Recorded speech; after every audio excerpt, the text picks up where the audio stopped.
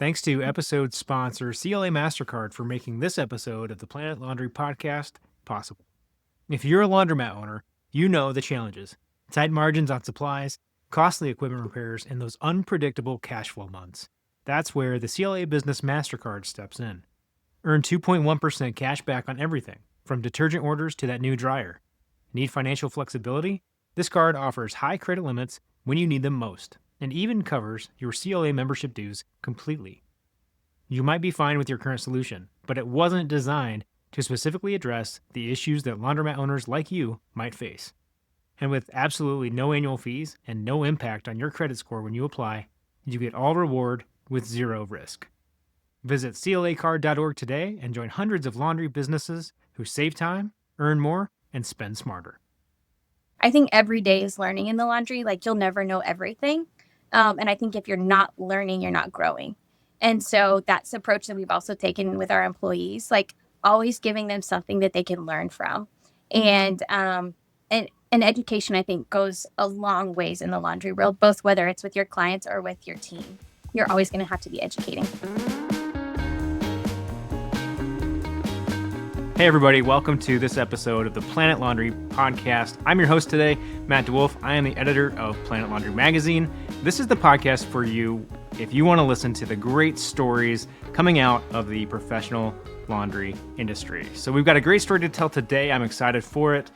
We've got Hannah Chapman joining us from WashBar. Hannah, welcome. Good morning. Hello. Hey, this is super fun. Like, we got to do some kind of pre-preparation here on this conversation, and I'm learning all kinds of exciting things and fun things about your journey here. So I'm pretty pumped for this. Yes, it's going to be awesome. All right, so everybody strap in because here we go. Hannah, let's start at the beginning. It's the only place we can start. So can you kind of tell us, how did you end up kind of finding your way to vended laundry? Yes. So I grew up in Texas, and I was back home at Christmas of 2019. And we were just sitting around the Christmas table. We're all stuffed and fluffed. We're just done for the day. And we're talking about things that had happened in town lately. And my mom said that Dr. Joe had just retired and said, hey, he sold his medical practice. And I was like, Dr. Joe, the only doctor in town, sold his medical practice. Like, what are we going to do? And I said, yeah, he's doing laundry and car washes. And I'd been a nurse now for almost 8 years. And my husband had been in insurance for 5. And our ears kind of perked up like, oh, tell us more about, if you're a medical doctor and you're getting rid of your practice to pursue something like that you don't even have to have a degree for, what's going on? And so we joined a couple Facebook forums. That was Christmas night. I mean, we kind of pulled ourselves away, and we're like, what are we going to do? Like, Googling and looking at everything.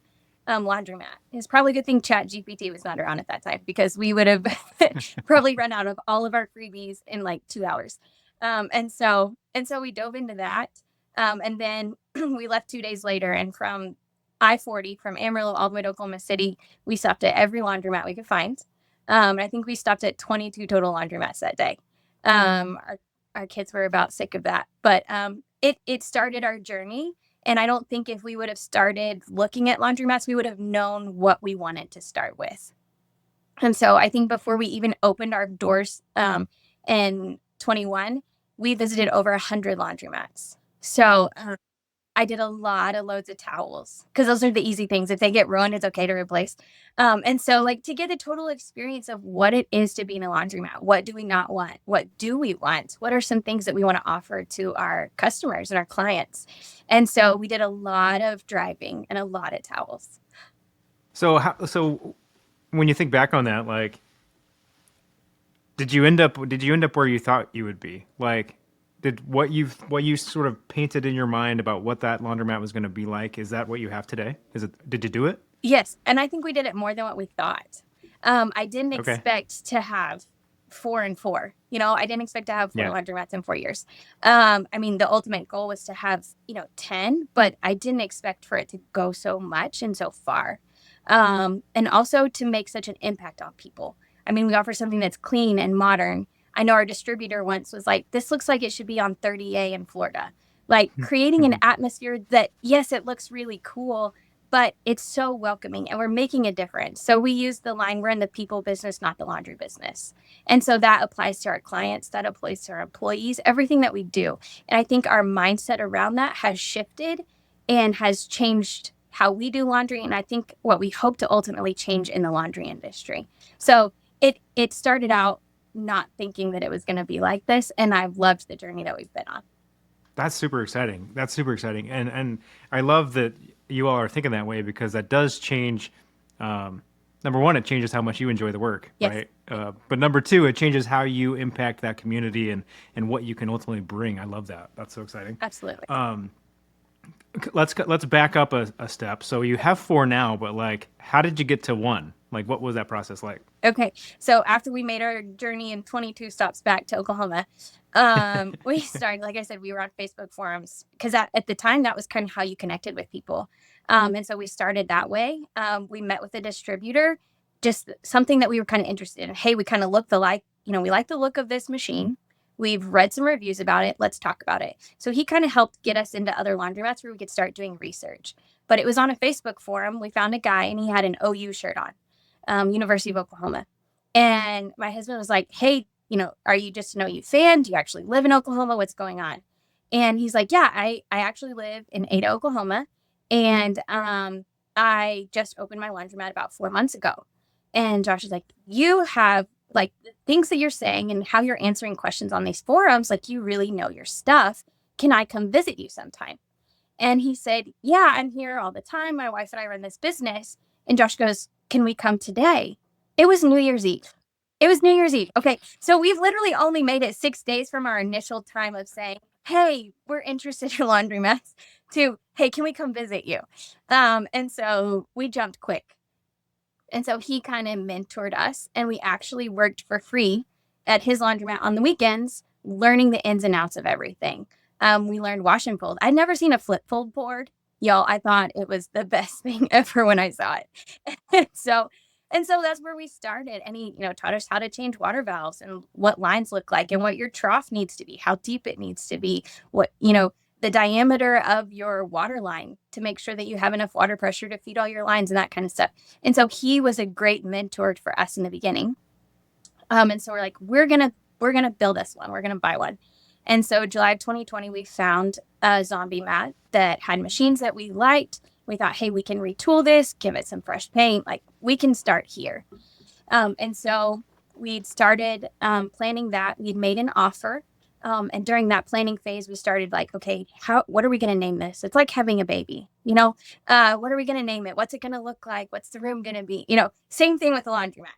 And so we were just sitting there watching a movie one night and we started sketching out names. And WashBar was on the back of like pepperoni rolls. That's what we ate for dinner that night. And Josh sketched it out and he was like, WashBar. And I was like, I really like that. And he put some bubbles on it and did it. And that's how we got our name. That's funny. Literally on the back of a napkin. And so anyway, so we made an offer. And then 2 days before we were going to close, they canceled. They backed out. And so we had gotten our hopes up. We were ready to go. And so we're like, okay, well, we'll just wait. We'll wait for the next thing. And the laundromat that we had been working at for free, learning all these things, the gentleman who owned it, he'd gotten really sick. And he said, I'm not going to be able to keep doing this. And I'm not going to sell it to anybody but you. And we were like, whoa, that's just not a coincidence. And so we started moving forward on that. And then we closed on that and we opened January of 2021. That was store number 1. So.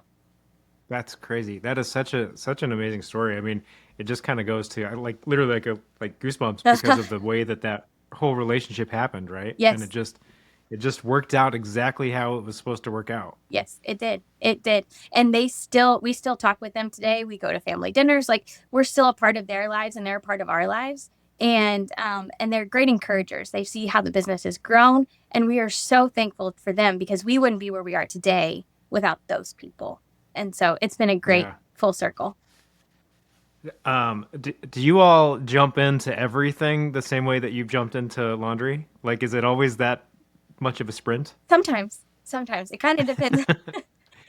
We're a little when you know you're going to like it, right? Yes. You knew you're going to like it. Yeah, I did. Yeah. I think because we had kind of tested the waters and we're like, okay, this is really what we want to do. So if we have the opportunity, we might as well jump because we don't know when it's going to happen again. And so we're like, I mean, what do we have to lose? Let's do it. And so we did. Yeah. Yeah, so awesome. So awesome. I want to talk a little bit about then your that first year in operation, right? It, So you had some time and you had kind of learned a little bit of the ropes, but it's different when it's yours, right? So what was that first year like? it's very different. It's very different. It's like parenting when you see a kid in Walmart throwing a fit until you have your own children. You don't really understand. And Yeah. so it's kind of Yeah, like, my yeah, kid's never going to do that. Yeah. never. My kid will never get. Yeah. They're the most well behaved. Their head, Yeah. hair's always combed. Their shirt's tucked in. They're totally fine. Yeah. Um, and Mm. so in the beginning, it was a lot of learning. It was a lot of learning. We changed some processes of how we wanted to streamline things. And so we still had more learning to do. I think every day is learning in the laundry. Like you'll never know everything. And I think if you're not learning, you're not growing. And so that's the approach that we've also taken with our employees, like always giving them something that they can learn from. And education, I think, goes a long ways in the laundry world, both whether it's with your clients or with your team. You're always going to have to be educating. So we learned a lot in the beginning. At first, we started with no employees. It was, I had literally just had a baby 3 weeks before we opened. And so my husband was running everything. We were open from 7 a.m. to 9 p.m. and he was doing everything, washing, fold, laundry, everything. And so he was real quick to hire employees because he was like, I am not doing this all by myself. And so I got my feet underneath me again and we started going from there. And I think the biggest thing was learning from the employee standpoint, how we're going to hire, train, all that kind of thing. I have a background in nursing and in management. And so I knew the people part, but I was just missing in the beginning because I had just had a baby. And so that kind of became my lane. And that's what it's been ever since. That I am people policies and that's what I take care of. And he does machines and marketing and we know our lanes and we do them really, really well. And I think that's helped us be successful. It took us almost that first year to figure it out. And then once we did, we were like, okay, we can keep doing this. This is replicable. We have systems and processes now that can keep us going. So. Yeah, that's so much of it is like making sure that you're actually documenting what's working along the way. Yes. And then setting it up. So you're like, I don't really want to do this all the time. I would like for someone else to be able to step in and fill in for me. Yes. When we get there. And especially as you go from like one location to 2 to 4, those things are paramount to being able to actually keep your sanity, right? Yes. My goal this year is to work myself out of a job. So I've stepped out a little bit more with every store. But then like the end goal of December 31st is to be like, I'm out of a job because I've raised up a good enough team that they don't need me. And that's what you want. Same thing with your kids. You get them up to 18, you want them to be able to fly. Same thing with my team. I want them to be able to fly and cheer them on and congratulate them for the work that they're doing. So. Yeah, well, and some of that probably comes from your previous experience in the nursing side, right? And how you like to help people and make sure that people are getting the care and the attention they need. Yes. Like I said, education and care, they go hand in hand. And so like that's what drew me to nursing. And I do that every single day in the laundry world. So people don't view it as that. They just view it as laundry or clothes or whatever. But education and caring, and it goes so far. So I'll give you this example. I had a new hire this week. And we give them all like a Stanley mug, not the name brand Stanley because I'm too cheap for that. But we give them a Stanley mug and we give them like an old school keychain. When you used to have to go to the hotel, you had to use the key to get in the door. Yeah. And those long octagon looking kind of keychains. So we give them a keychain and a handwritten card just to say, welcome to the team. Like, we're so happy that you're here. You have something to drink out of. You've got to keep that kind of thing. And so she opened it. And she's in her late 50s. So she's had a lot of jobs before. Fantastic lady. And she starts crying. And I was like, oh no, like, did I write something wrong in the card? Like what's going on? And she says, I've never felt so welcome in a place. And she said, nobody has ever given me a welcome gift. And I thought, like, again, that people business, not the laundry business. It's little things like that will change your team. That will change your dynamics. And we just think a mug and a keychain, and it literally changed her that day. And so I think we keep looking for opportunities of how we can change people, and it'll continue to trickle down. So. Yeah, I mean, it's like this concept of the more that you give, the more you ultimately get, right? Exactly. Like it just works out that way. It does. So if you can give from a place of being selfless and wanting others to be better, that's going to come back for you in ways you can't even predict. Yes, absolutely. Absolutely. Yeah. Talk about, so that's a great example of the people piece. What gets harder, right, is when you start growing and you have to do that for lots more people. Yes. Talk about how do you scale that? Like how have you kind of like been working on that as you went from 1 to 4 and the future of maybe up to 10 and beyond? Yeah. I think, again, it comes back to the processes. You have to have system and processes that are easily replicable without you there.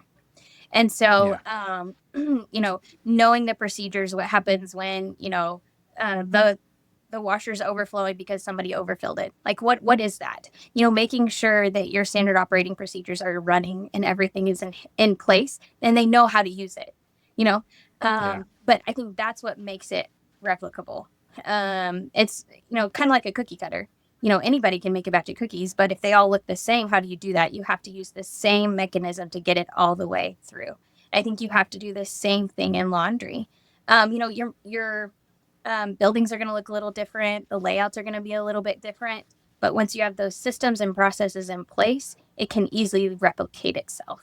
And so I think that's been the success for us for going from 1 to 4 pretty quickly, because we had those in place.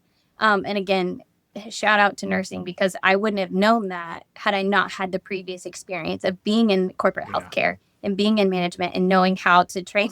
You got 1,900 nurses that work in this hospital. How do you make sure they treat every patient the same way? Some of it comes down to character, but a lot of it is just your systems and your standards. You have to have higher standards that they meet, and they know what those expectations and standards are. So yeah, that's the big thing. Like talking about those expectations. It's one thing to just say, well, we have high standards, but don't just throw those in the employee manual and hope that they're going to read them. You have to talk about that and live that every single day. Yes. I tell my employees, I will never ask you to do something that I won't do myself. So during training, I scrub the toilet and I mop the floors and I clean the hair out through the seals and the washers. Like, they know how to scrub the soap dish on the top because they know my standard because I do it, And so when you give that example, it's a lot easier for them to accept that challenge because, hey, my leader is doing this, I will follow suit. And so, I'm not above the toilet. None of us are. No. None of us are. Well, none of us should be. Yeah, let's say that. That's right. None of us should be above that. Yeah. That's right. I'm curious as you kind of look back on the journey so far, what are you proud of? Like, what's a win? What do you feel like, man, we're really doing it? That one's tough. I don't like to brag on myself, so that one's a hard one. Like, you have to be like, hey, what did you win well in? I think the people part, like, we've helped single moms get homes that work for us. Mm-hmm. Now you're gonna make me emotional. Things that I think the people aspect is what we've done and what we've done well. Yeah. Because ultimately it doesn't matter what building you've built or the laundry or the free things that you've provided. I think it's the lives that you've changed. And so I think those are big wins for us. I think also changing the standard of what's acceptable for a laundromat. Like, dingy lights is not acceptable. Like, dirty floors, not dryer sheets everywhere, people that are cranky and not very pleasant. I mean, some of our standards are clean and friendly, fast and safe. And when we hit those goals, people keep coming back. And so I think we do a really, really good job of making sure people are really, really friendly and clean. We say we're the Chick-fil-A of the laundry industry. And when you think Chick-fil-A, that standard, that friendliness. And that's our goal as well. And so I think that's a huge win for us. And then being able to bring others along to help them. So we've had laundromat owners reach out to us free of charge. Hey, you want to learn, you want to know, come in. We will help you. Yeah. Whether that's via email or, like, we've had people flying from Arizona. Memphis was 2 weeks ago. A guy came from Midland a month ago. Like, bringing people in and coming alongside them, because that's how we got started. Like, if Scott would have not been kind enough to let us do these things for free, like, we wouldn't be where we are today. And so I think changing other people who are in the industry, I think that's a huge win, because then we all win. The industry has changed when we're all doing that together. So that's a huge win for me. That's a good one. See, that wasn't that hard, Hannah. You just had to be forced to do it. Yeah, I know. I think I mean, listening to your story, I think these are the things that build, not only just like great companies, but like great organizations of people. Yes. To your point, and I think that this is the kind of stuff that it does change lives, and it changes communities, and it changes entire industries, and that is so powerful.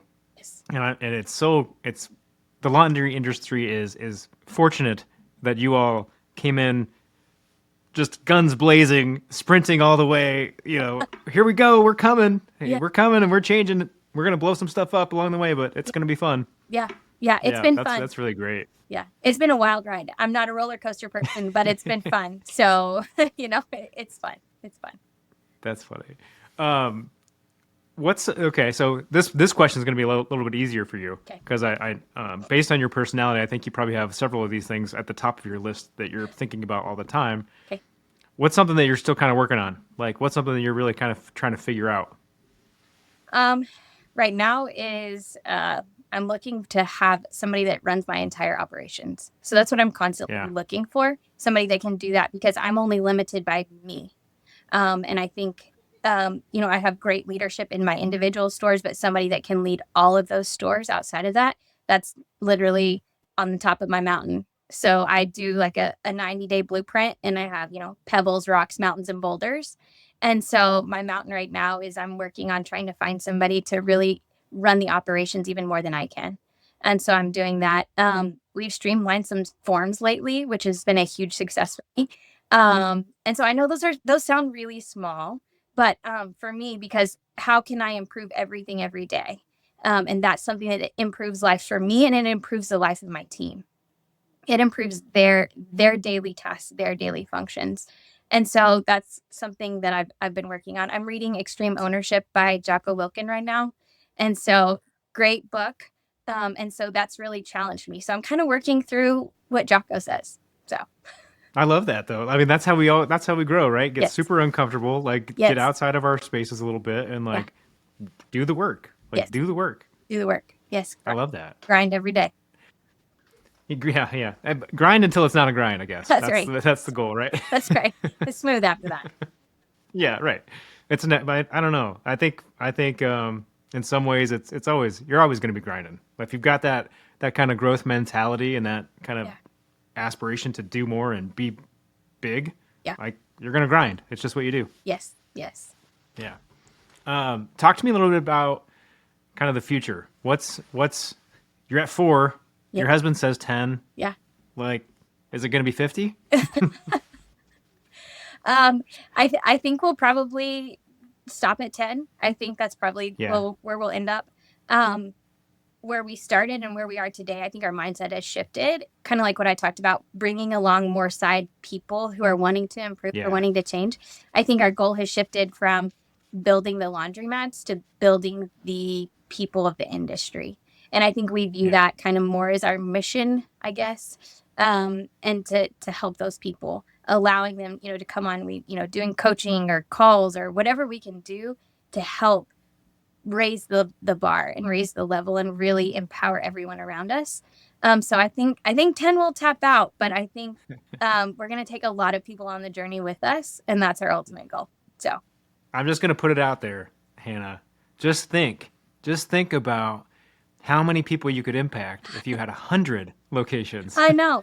The amount of people that come calling and knocking to be like, hey, do you have a franchise? Can I, will you put this here? Will you put this here? I mean, we get weekly.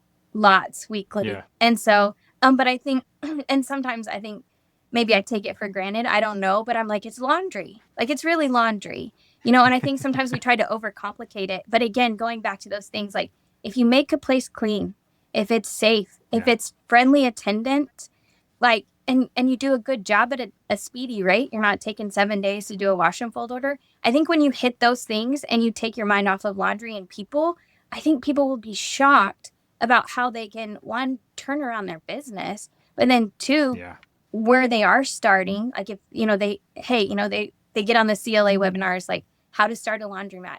If they can focus on those things while they're starting to build that, I think it'll change them. So. I love it. Yeah. What are you watching, right? Like obviously there's some stuff that you're you all have done to shift kind of your perception of what laundromats look like and how they operate. What are you kind of watching across the industry right now? I think payment systems are transforming a lot. I think doing the cashless card. Are you hybrid? Are you membership only? So I think that's a lot of focus of what people are doing right now. I think technology, people are starting to kind of embrace technology. And I think the more that they do, the easier that their job will become and the more streamlined that their business will become. I mean, like our lights are automatic. Our doors are automatic. Things unlock. We have a fingerprint system to get into the bathroom so people aren't, abusing or giving a code to somebody or doing those things. So I think the more automation, technology, innovation that you can implement, and I think people are starting to get that it's going to change industry-wide. But I think everybody's starting to things are starting to click a little bit. And so I think that's probably what I'm watching and the most excited for, because I think it's going to help so many people.